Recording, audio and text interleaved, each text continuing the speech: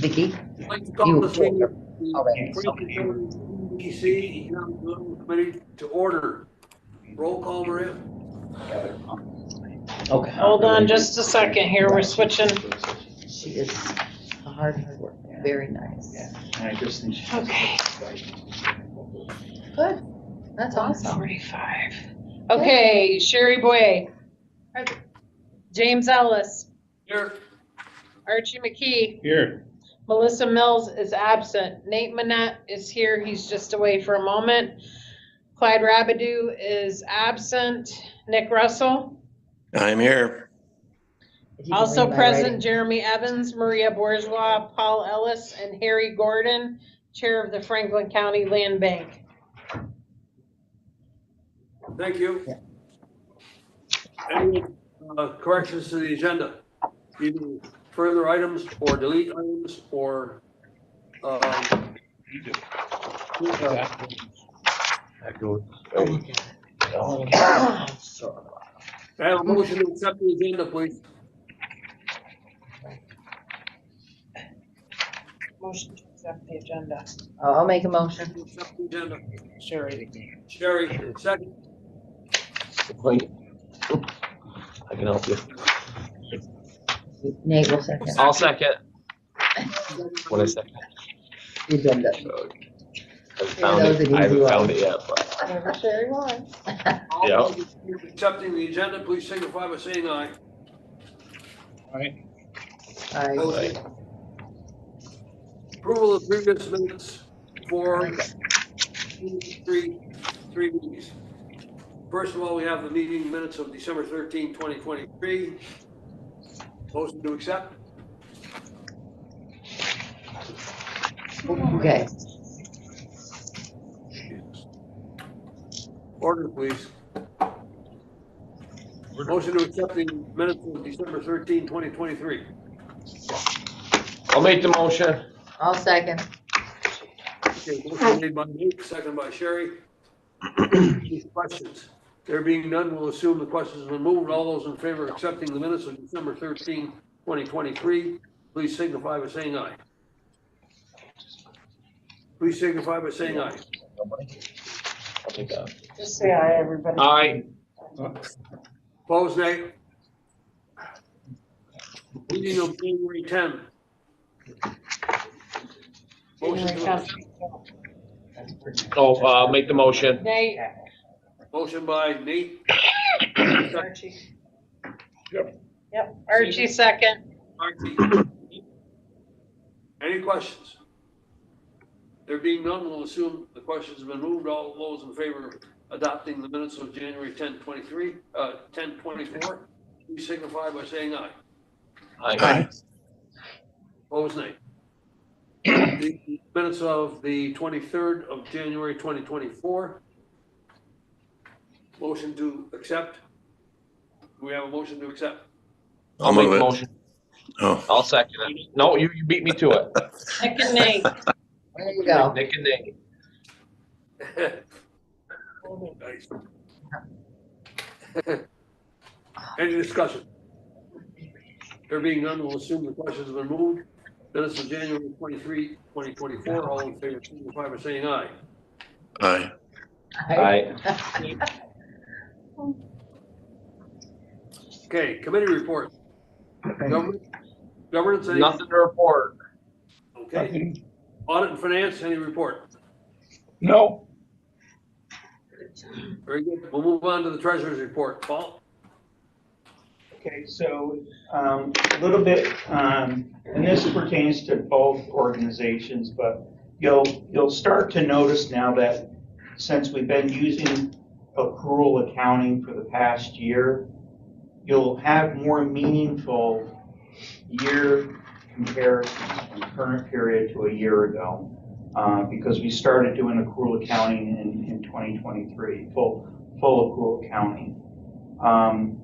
The other item that to address, and I sent an email about this previously, and this is a discussion that came about with the auditors in regards to loan write-offs.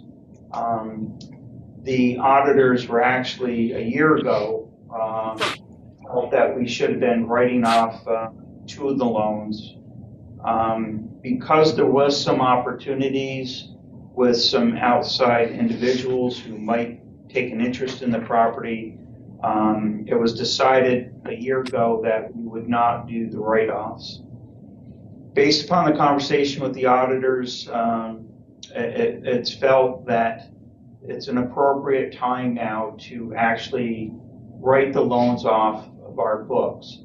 Now, that's basically just a clerical task to be able to provide more accurate financial reporting to the board.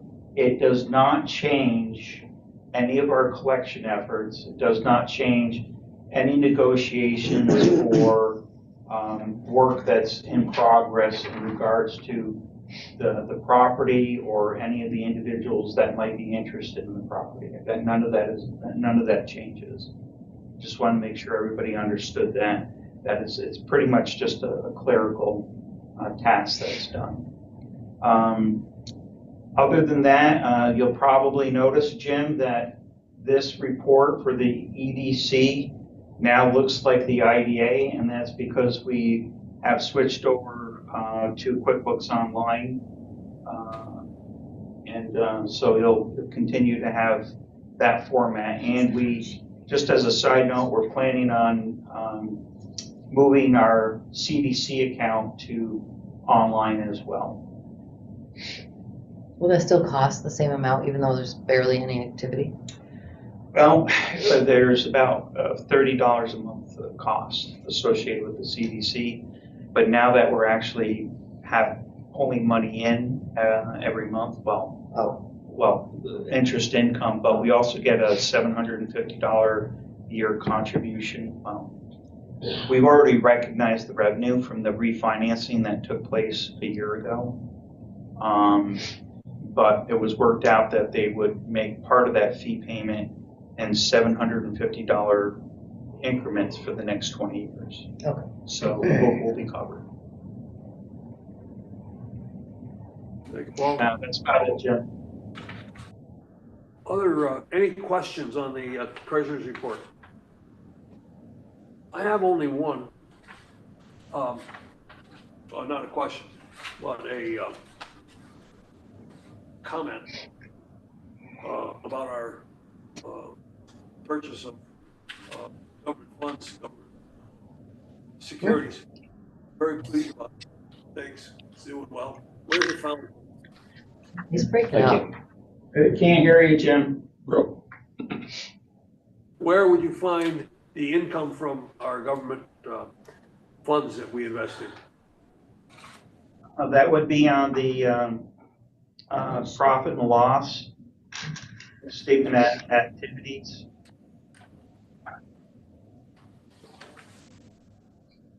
So take me a little bit. And it would be category 4510. Okay.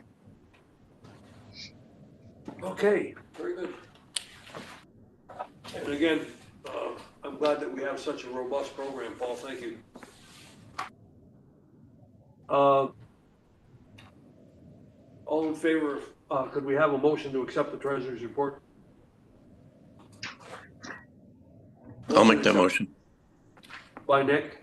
Second. I'll second. Second by Nick. Any further discussion? There being none, we'll assume the question's been moved. Wait. And I think I may be asking a question, as you already provided us information for, that the foreclosure procedures on the 2 properties you're looking to write off is included in this statement? The only thing that we're doing is we're simply removing it from our records. Everything else remains the same. Any kind of foreclosure process that we're working with the attorney, any negotiations that might be working, that might start or continue with any other individual, none of that changes. This is strictly an accounting function. And it will appear on this statement? It's on the balance sheet. Okay. Thank you. All right, Arch? Aye. We have a motion on the floor and it's to be voted upon. All those in favor of accepting the treasurer's report, please signify by saying aye. Aye. Aye. Aye. Opposed, nay. CEO report, Jeremy. I have none. Good. Old business. Committee assignments, we've already discussed that. And the committee assignments for the EDC will be the same as the ones announced during the IDA meeting. Okay, new business. Franklin County Land Bank update. So I'd like to introduce to everybody, if you don't know him, Harry Gordon. He is the Harris County resident and chair of the Franklin County Land Bank. And the land bank has been incorporated for what, 6 months or so? Okay, and Sherry is on the land bank board, so she's got dual representation, but Harry and I have been talking and asked him to come in since there's a lot of overlap Excuse me, in what we Jen. do, Order, please. and asked him to come in and give a quick update and presentation on what the land bank is up to. And so we're gonna share Harry's screen so he can take us through his presentation. All right, so we're gonna go back to Zoom. Did he say Harry? Who's Harry? Harry Gordon, Okay, that's he. Oh, he's the land bank. he's the chair of the land bank, yeah. Meeting anymore? Oh, return to meeting. Okay, there we go. Yep, share screen. There, right? Presentation. There.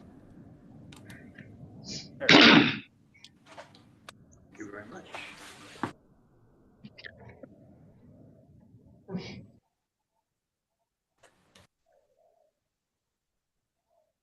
All right, first of all, I want to thank you for asking me to come. I've been looking forward to having an opportunity to speak with you and look for the ways in which our two organizations can work together. I think one of the things about the land bank is that we know we can't do everything by ourselves. And so we're really looking to form partnerships with others who have related interests and who could be of assistance to us, and we hope we could be of assistance to them. So the mission of the Franklin County Land Bank is building stronger communities. And we have three goals to help us achieve that mission. First is increasing affordable workforce housing. Second goal is revitalizing neighborhoods by removing blight. And the third goal is returning delinquent properties to the tax base. That really is what we're all about. Now, Franklin County is one of the newer members in the New York Land Bank Association. There are 29 member land banks currently.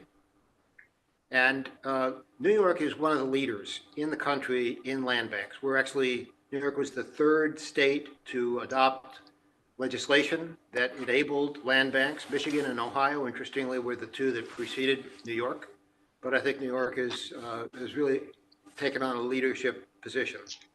As you can see from the map, there's quite a large representation in some of our urban areas, particularly around Albany and Syracuse and so forth. A lot in the southern tier and wrapping around on the western side of the state. And both Essex and Franklin are among the newer counties to be added. You'll notice as well that there are some urban land banks, Ogdensburg being up in our region would be one example of that, Troy's another one, and so forth. So it can be a county, it can be a municipality, it can even be an aggregation of counties, and the Greater Syracuse Land Bank is an example of that. So I want to tell you about what has happened in the last 10 years. The New York Land Bank was formed by enabling legislation in 2012. So if we look at the 10-year period from there through 2022, over those 10 years, over 5,000 problem properties have been acquired. $180 million of local, state, and federal funding has been secured.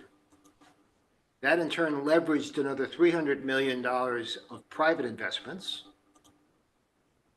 $135 million of assessed value has been returned to the tax rolls, and $56 million in sales is rolled back into land bank interventions.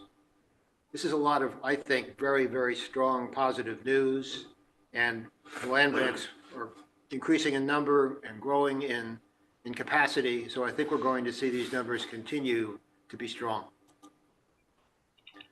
So what makes land banks different? What are the things that a land bank can do that other economic entities might not be able to do? So one is that a land bank can obtain properties through tax foreclosure. And in fact, we'll talk about that in a little bit more detail as we go forward. A county or other foreclosing government entity can transfer the title to a land bank at a zero basis, which certainly helps the land bank to then be able to make some progress with the project. Land banks hold properties tax-free, so there is no property tax or other ordinary fees that are assessed to the properties that the land bank holds during the period of time when it holds those properties. Land banks are flexible in both the board appointments and community input, and it enables us to be able to try to understand what's going on in the different parts of our county and figure out where it is that we have needs and where can the land bank be of assistance. And fourth, we can approve sales not based on the highest price, but what's the best outcome. And as you go back to the goals that I talked about earlier, increasing affordable workforce housing is our first goal. And in many cases, it might be more advantageous if a particular house was able to be sold, not at the highest price we could get, but to be able to put a working family into a home that they otherwise might not be able to have. So I'll tell you a little bit about our legal status. There we go. So Franklin County Land Bank, Inc. is registered with the Department of State, and we use that for the acquisition of most properties. But we also formed at the same time FCLB LLC, also registered with the Department of State.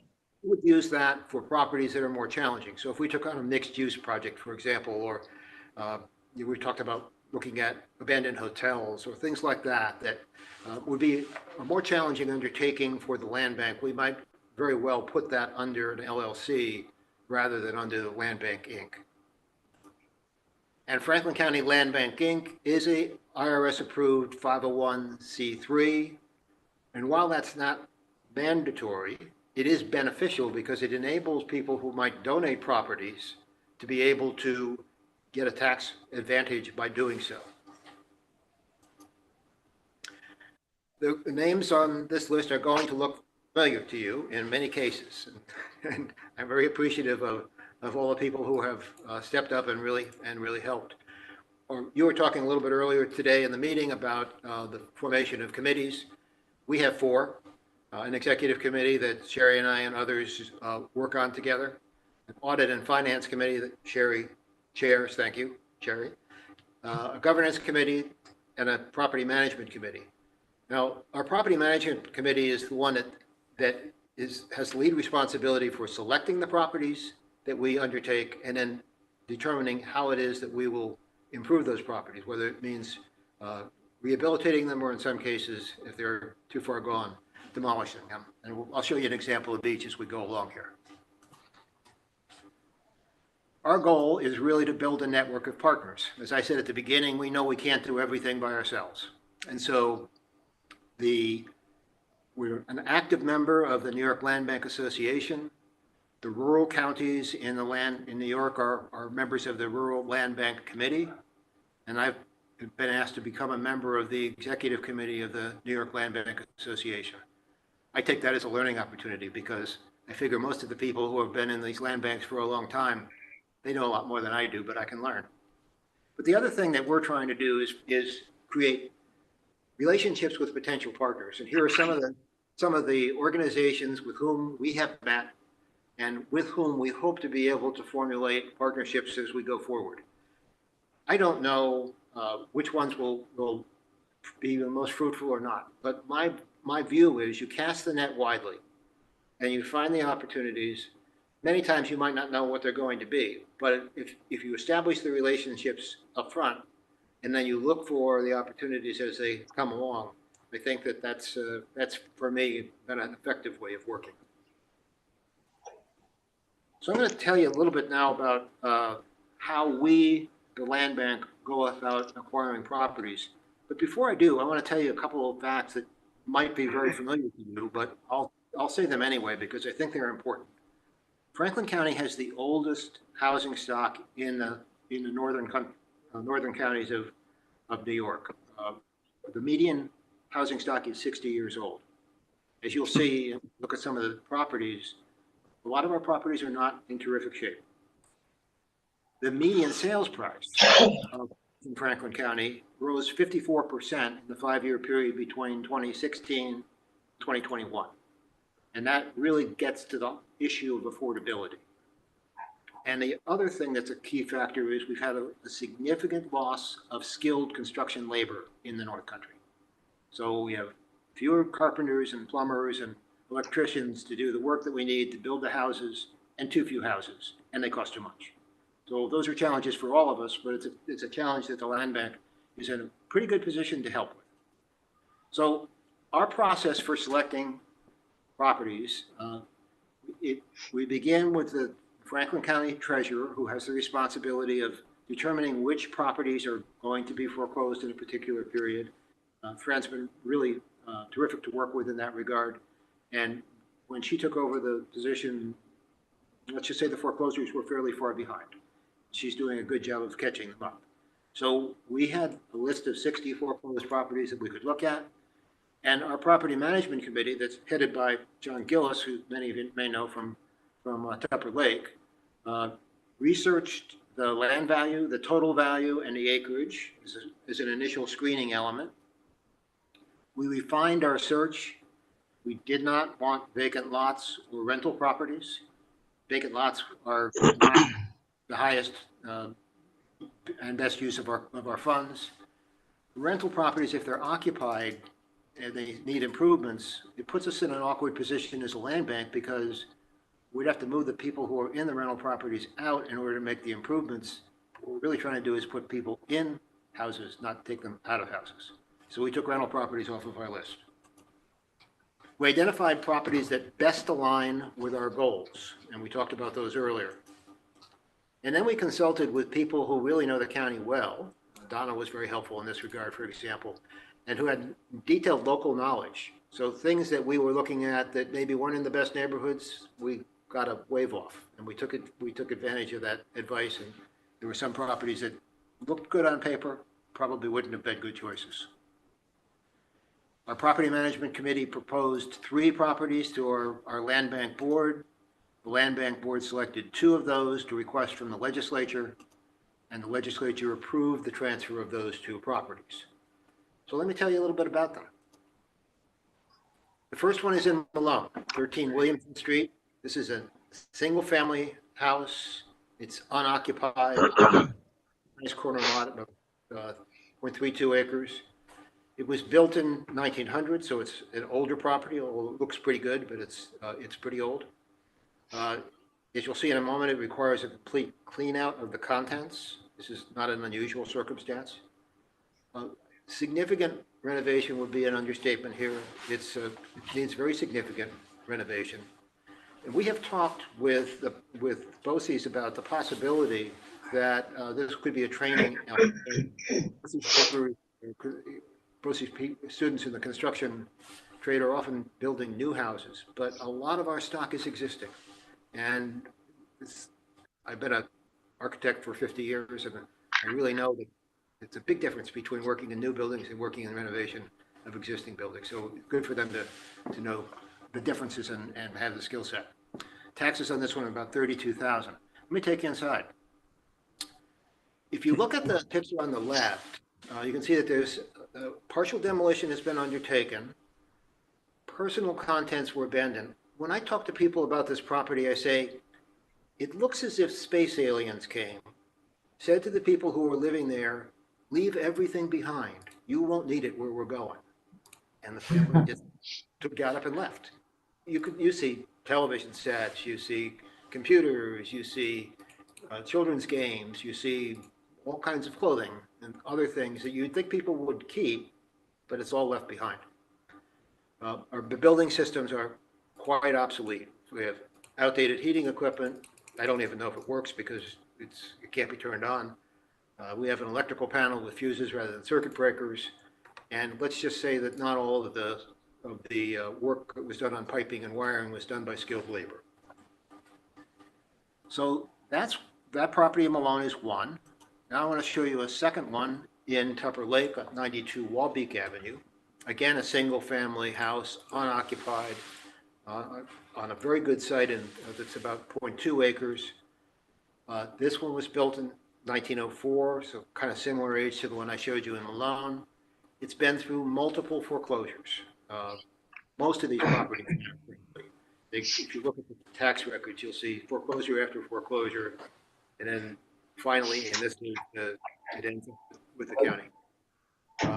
This one is maybe demolition. We're not sure yet, but if we did choose to demolish this one, it would remove blight from an otherwise very nice neighborhood. Taxes owed on this one about $31,000. Going inside, you can see it's very livable. Image on the left, you can just move right in. Some undertaken. I would call it random renovation. There you see projects that have been started and stopped, piles of materials that have been stored but never put into place. If you look at the image on the left, on the right, there is significant structural deterioration. We're looking at a partially collapsed foundation here, and I think a pretty high likelihood of asbestos-containing materials, and probably some other hazardous stuff as well. So there's a good possibility that this one will be a demolition, although I can't say that with certainty yet. One of the next steps that we're going to take is have a environmental consultant come in and do a hazardous materials assessment so we know what we're actually dealing with. Whether we renovate it or whether we take it down, we kind of have to know that because of worker safety. I want to talk to you for a minute about something that is a relatively new factor, but a significant factor for us and for all the other land banks and frankly for all the counties in the state, which was the Supreme Court decision in Tyler versus Hennepin County, Minnesota, which was a decision made last May. This Supreme Court decision was unanimous. Now, if you think about this Supreme Court, there are not many decisions that they make on a unanimous basis, but this one they did. And what they determined was that the former owner of a condominium was entitled to the surplus value, I'll define that in a minute, of the property that was foreclosed on for the non-payment of taxes and sold at auction. So this was an older lady. She had a condominium. I think her health wasn't so great. She moved into a nursing home. She stopped paying her taxes. And the county foreclosed on her property. They sold it at auction for $40,000. The amount of taxes and penalties that she owed was $15,000. That created a surplus of $25,000, which Hennepin County intended to keep. That's not unusual. Most counties in New York have done the same thing. But what the Supreme Court determined was that if Hennepin County retained that surplus value, it would be a violation of the takings clause of the Fifth Amendment of the U.S. Constitution. So this is a ruling that applies not only everywhere in New York, but everywhere in the country.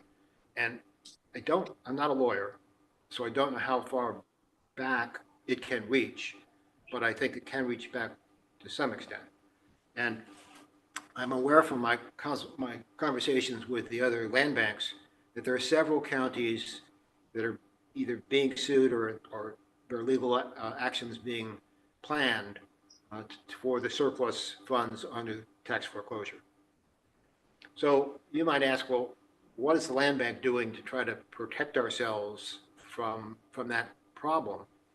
And the answer is that we are getting a appraisal by a certified real estate appraiser as soon as we acquire these properties. That will establish what's the market value at the time when we acquire it. Then if we make improvements or changes of any sort, we have a basis that's our starting point.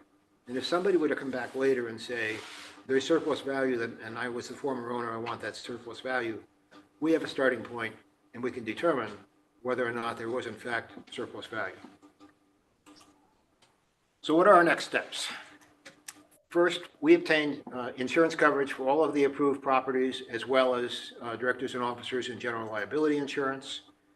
We transferred the title of the 2 properties that I showed you after that insurance was in place, so the actual transfer of the deed took place in January. We obtained, or are in the process of obtaining appraisals. We have appraisal on one, and we're about to get the appraisal on the second one. And that cost of the appraisal is paid for by the land bank. Then we're determining our approach to renovation or demolition. We're in the process of creating a website that'll be housed on the county's website with a property inventory. And we're applying for land bank initiative and other grants. In fact, we've already received $100,000 in land bank initiative phase 1 operational funding.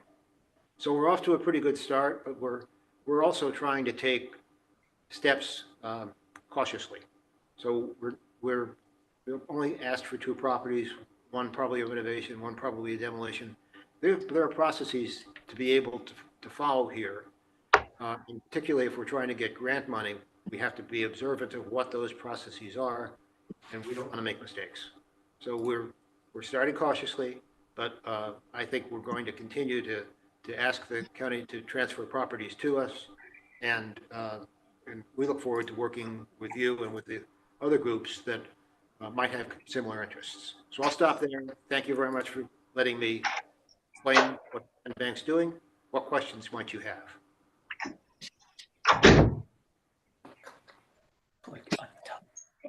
How does properties that are in the in-rem process, how does it affect those?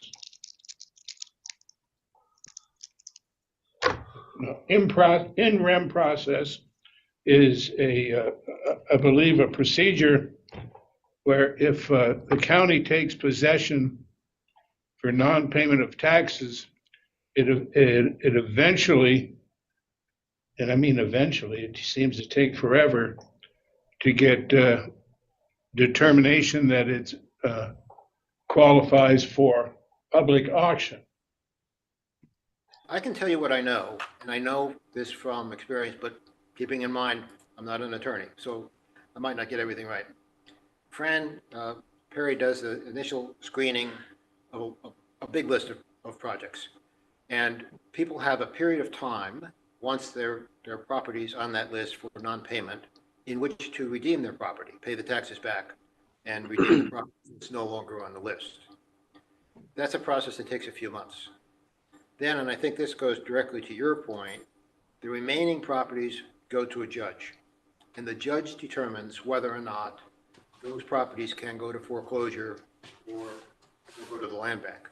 So the process, it has multiple steps, and I guess built-in protections for the property owners who might be able to redeem their properties. I hope that covers it. Okay, you said that a judge makes a determination as to where the property goes? Judge makes the final determination of whether the property can go to foreclosure. Yes. I assume that, no, never mind. I was going to say, I assume most properties will probably be in the foreclosure process anyway, but not necessarily. Well, I think, because the county was pretty far behind in foreclosures, I think maybe some property owners who didn't pay their taxes thought that maybe it would never really catch up with them. But because the county's become much more serious about that and really is trying to take down the backlog, people are receiving notifications as they're legally required to do, and in many cases they're redeeming their properties by paying the back taxes and penalties and interest, so that then those properties are no longer in the foreclosure list.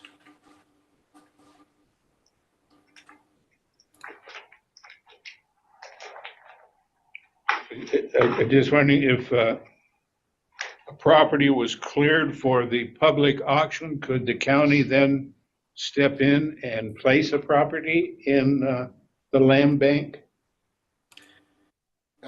Yes, so the land bank can request, and the county can decide to transfer the title of properties that have been approved by the judge that would otherwise go to auction. That's how we acquired it. I said this a little bit earlier in the presentation. They went through exactly the process, and we asked for those two because we thought they had the greatest potential of us being able to do the kinds of things that the land bank should be doing. All right, now what happens to back taxes, unpaid water and sewer fees? Good question. So what the county has asked the land bank to do is if, when we finally disposed of the property, like let's say we renovate that property on Williamson Street in Malone and we're able to sell it to somebody who needs affordable housing, and there's recovery of funds as a result of that, then what the county's asked the land bank to do is repay those taxes that were owed at the time of foreclosure. You might remember there was about $30,000. And so if the land bank can make, if you will, a profit, we're a nonprofit organization, of course, but we still have to make profits if we can, then we would pay that money back to the county. But during the time when the land bank has possession of that property, there isn't any additional accumulation of property taxes or other penalties that accrue to the property during the time that it's owned by the land bank.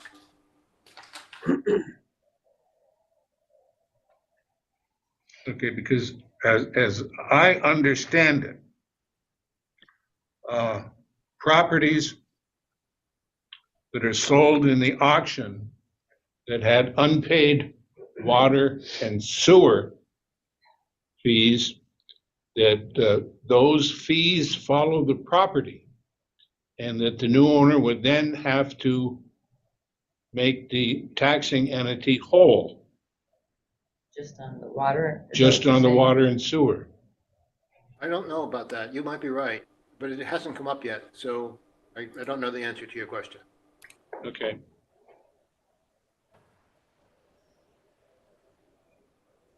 I know in general, this is not something that the county decides, it's New York Land Bank law stipulates that during the time when the properties are owned by any of the land banks, they don't accumulate additional tax obligations or penalties. Okay.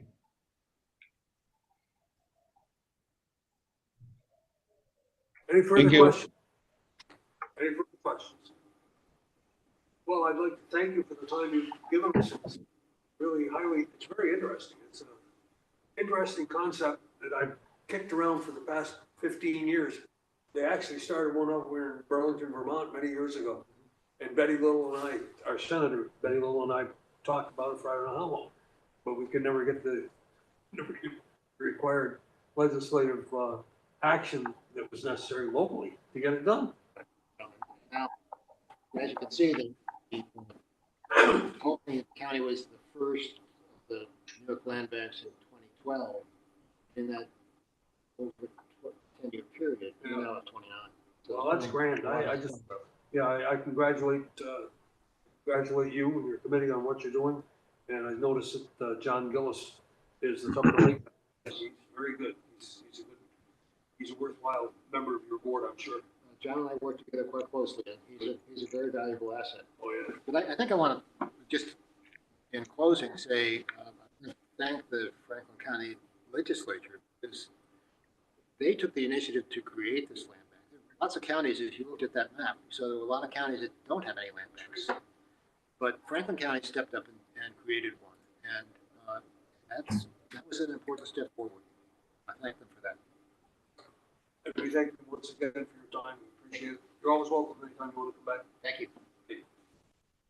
Next one now to our agenda, Resolution 2024-03, to execute an agreement with Technical Services Consultants.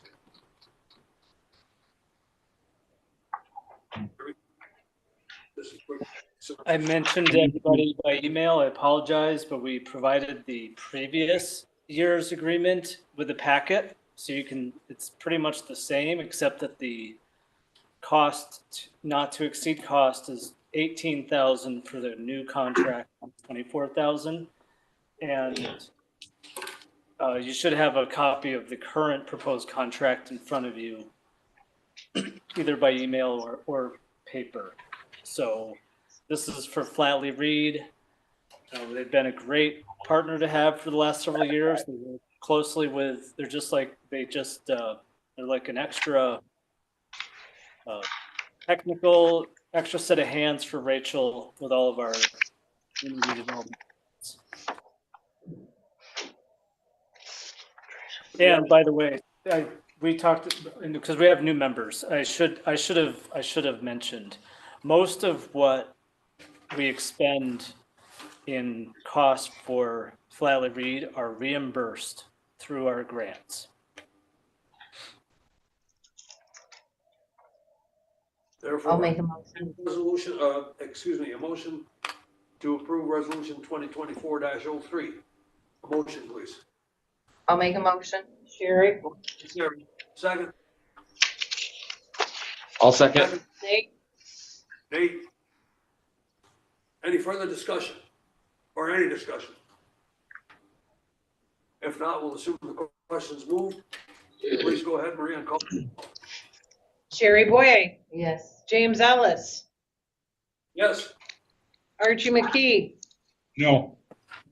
Melissa Mills is absent. Nate Manette? Yes. Clyde Rabideau is absent. Nick Russell? Yes. That's 4, that is adopted. Thank you, Maria. Now, we have resolution 2024-04, a loan modification for one of our clients, KKR Amato in Tupper Lake.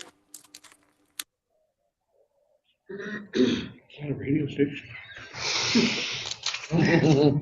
Oh, do you want to take it? Sure. I didn't know if you wanted to do an executive session or something. I don't see where it says. Okay.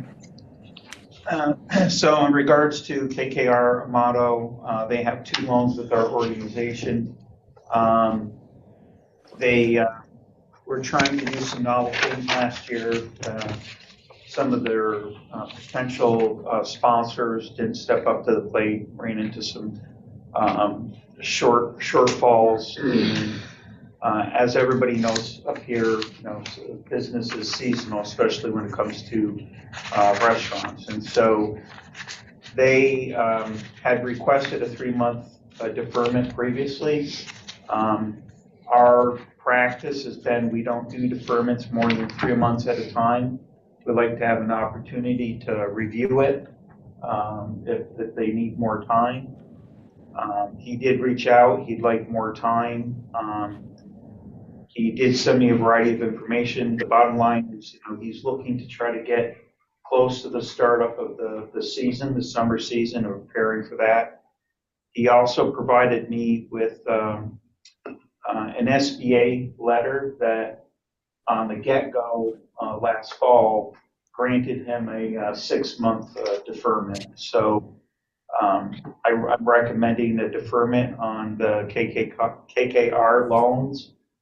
It's a deferment of principal only. During his first deferment, we set people up on automatic payments.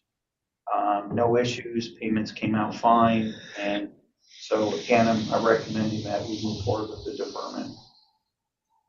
With automatic. Also, just so everybody knows, the loan modification document that I came up with is probably a lot more thorough than some of the other ones, because I had asked other agencies in the area what they use, and I've actually passed this by our council, and they're quite satisfied with the document. So, When's it begin, Paul? what's that? Covering what months? That'll start March 1st and go through March, April, and May. Good. Yeah, that's right. That's about the right time. Could we have a motion to put resolution 2024-04, loan modification for KKR Amato? I'll move it. Nick, Second, I'll second it. Archie, second by Archie. Further discussion or any discussion?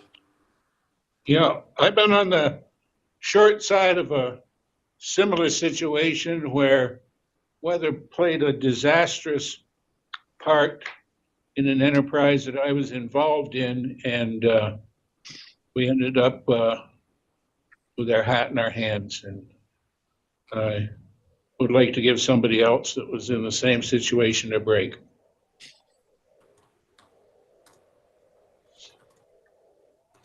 Very good.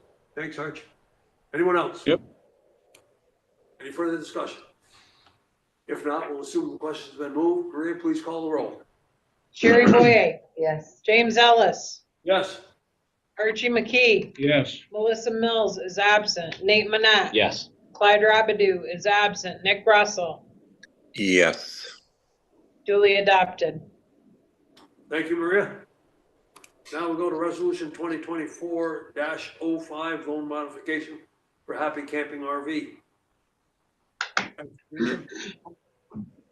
Similar situation, requested a 3-month deferment, was making interest-only payments. He's current. There were some issues that I can't really discuss in public that Jeremy and I met and discussed with the owner last fall.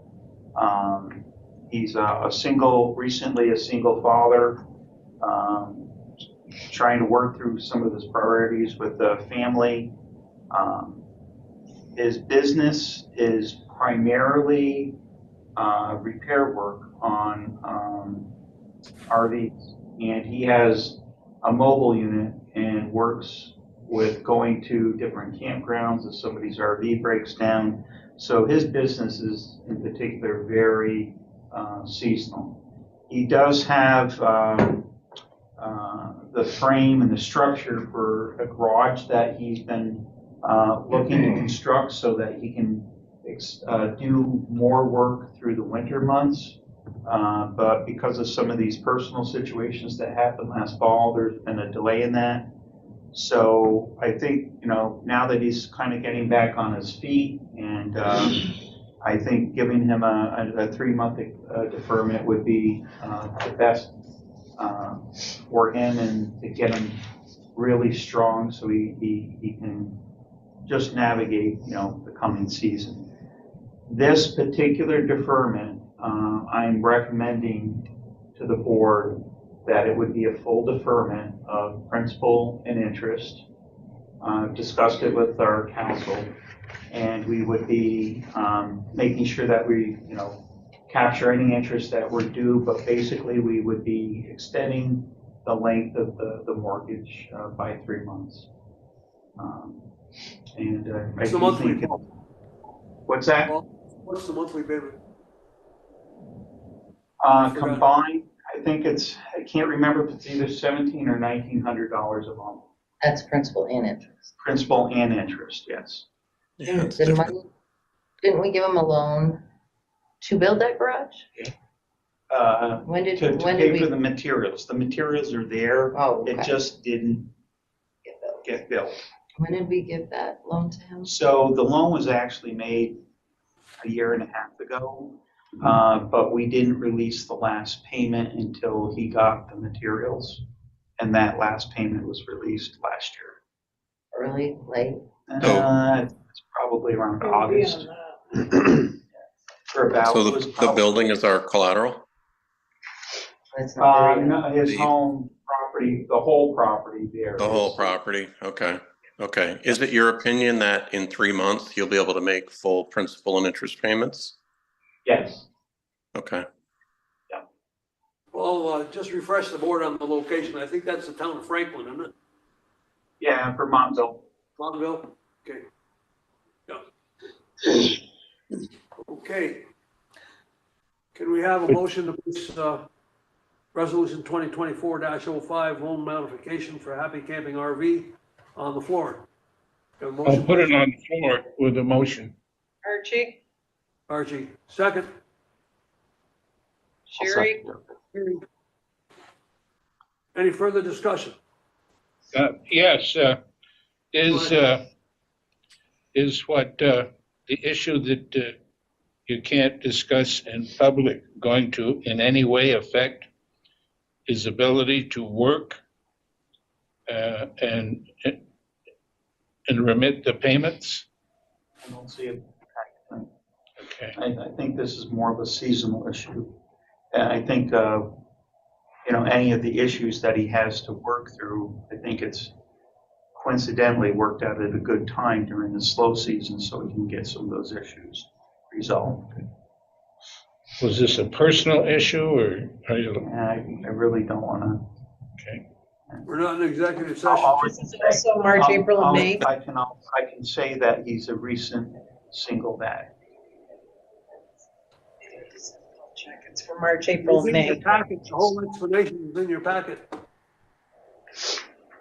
Gotcha. No, actually, that one was. And Any again, further it's, just in case anybody didn't hear, it would be for March, April, and May. Oh, March, You April. proceed. Yep. Right. Any further discussion? Yeah, so Paul, you'll do a loan modification? Yes. Okay, great, thank you. Anytime we modify a loan, there's always a document notarized by both parties. And Okay. we also have modified going forward the automatic, the ACH debit that we use. Okay, We used to have to, every time there was a loan modification, we would have to revise that. Basically now it's a perpetual one where when they sign the loan modification agreement, anytime that's signed, that gives us the right to automatically modify deductions from their account. So for instance, when they go back to full payment, we don't have to go get another ACH authorization. We can automatically just bump up their payment to the regular amount. oh, good, okay, that's helpful. Although, for banking purposes, you do have to stop that automatic payment. If that is set up through your, Right now, I do them manually. oh, you do, okay. I thought it was automatic. Because if it's no, no, automatic, no. they just, Right, it would keep going. When we are doing it. Gotcha. Okay. Thank you. Great discussion. Anything else? There being no further discussion, we'll assume that resolution 2024-05, loan modification for Happy Camping RV, is now ready for a vote. Maria? Sherry Boye, Yes. James Ellis, Yes. Archie McKee, yes. Melissa Mills is absent, Nate Manette, Yes. Clyde Rabidou is absent, Nick Russell, Yes, duly adopted. Thank you, Maria. We are now at public comment. Any public comment? There being none, we are ready for adjournment. Before we do that, we've talked about, I heard Paul use it, talk about the moving the March meeting. Is that the date?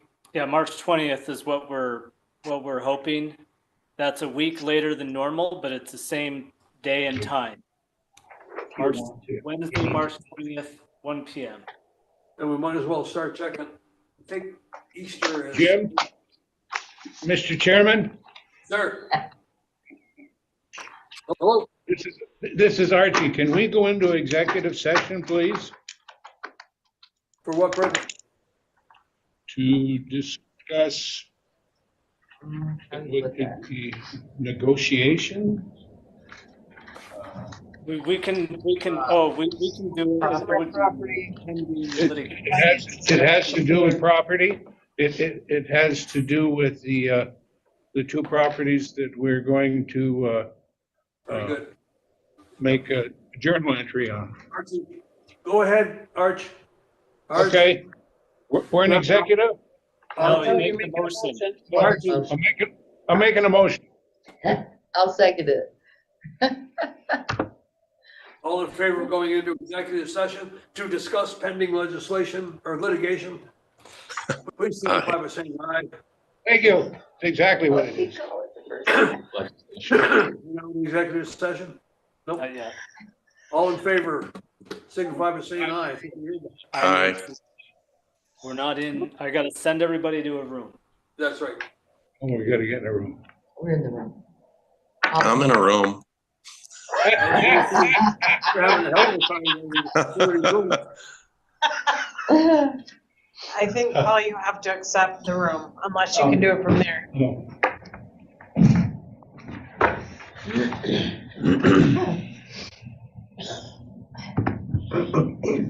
Everybody's gotta be someplace.